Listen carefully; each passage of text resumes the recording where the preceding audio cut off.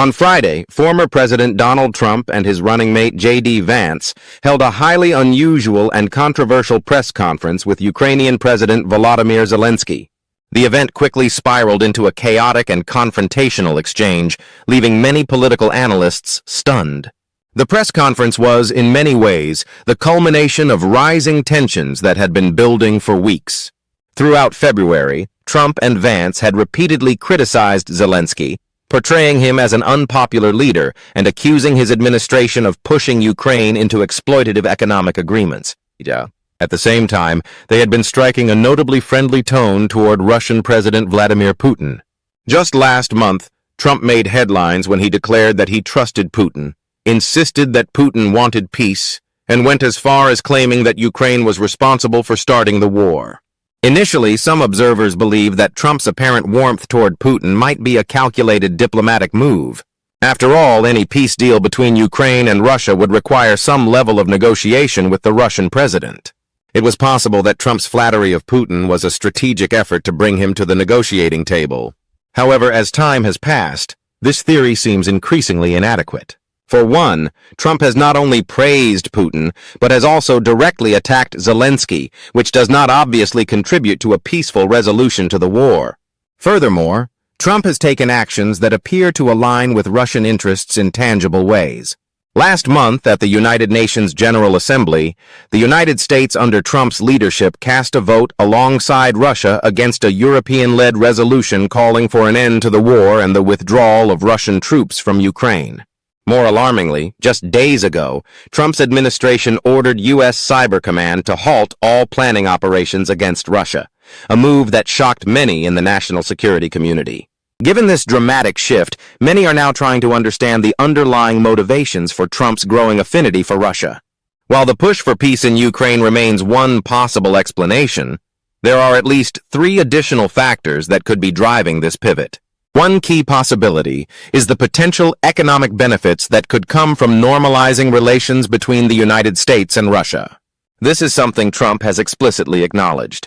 In late February, he posted on Truth Social that he had been in discussions with Putin about major economic development transactions between the two countries. Similarly, after high-level discussions between American and Russian officials in Saudi Arabia last month, U.S. Secretary of State Marco Rubio described the moment as an incredible opportunity for the U.S. to establish a productive economic partnership with Russia.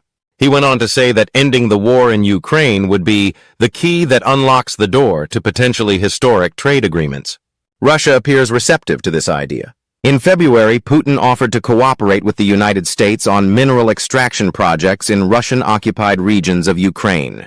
According to the New York Times, Russian officials at the Saudi Arabia meetings informed their American counterparts that U.S. companies had lost approximately $324 billion due to the economic sanctions imposed on Russia since the start of the war. However, this economic justification raises some serious questions. For starters, the accuracy of the $324 billion figure is highly dubious. It's unclear how Russia arrived at this number, and many analysts believe it is an exaggerated claim designed to appeal to Trump's business instincts. The Financial Times, for example, estimates the actual losses suffered by U.S. businesses at closer to $50 billion. The discrepancy is likely due to Russia including foregone profits in their calculations, essentially estimating how much American businesses would have made had they continued operating in Russia, likely using extremely optimistic projections. Additionally, Russia's economy does not have much to offer the United States in practical terms. Russia's primary industries revolve around oil production and military equipment, neither of which are crucial to the U.S. economy. The U.S. already has a substantial domestic oil industry, along with reliable energy partnerships with Canada and other neighboring countries. Meanwhile, the American military-industrial complex dwarfs Russia's defense sector in both size and technological advancement. While Russia does possess significant untapped mineral and energy reserves, its economy is dominated by Kremlin-linked oligarchs, making foreign investments particularly risky. Any major economic projects would require substantial capital and long-term stability, both of which are far from guaranteed given the fragile state of the Russian economy and the potential for further U.S.-Russia political conflicts. Moreover, this economic justification does not align with Trump's broader trade policies. If he were truly focused on boosting economic growth through international trade, it would make more sense for him to prioritize strong economic relationships with major partners like Canada and the European Union, which have a combined GDP more than 10 times that of Russia. Instead, Trump has often taken an adversarial approach toward these allies, engaging in trade disputes that contradict the supposed logic of his Russia pivot. A second possible motivation for Trump's Russia-friendly stance is his desire to influence OPEC+, the international oil cartel dominated by Saudi Arabia and Russia. Oil prices are a politically sensitive issue in the United States, as rising prices at the pump often lead to voter dissatisfaction. Throughout his first term, Trump frequently pressured OPEC+ to increase production whenever oil prices rose above $70 per barrel. He often took to social media to demand lower prices, and while larger economic factors played a bigger role in keeping prices relatively stable, Trump was able to maintain lower costs compared to his predecessors, Obama and Biden.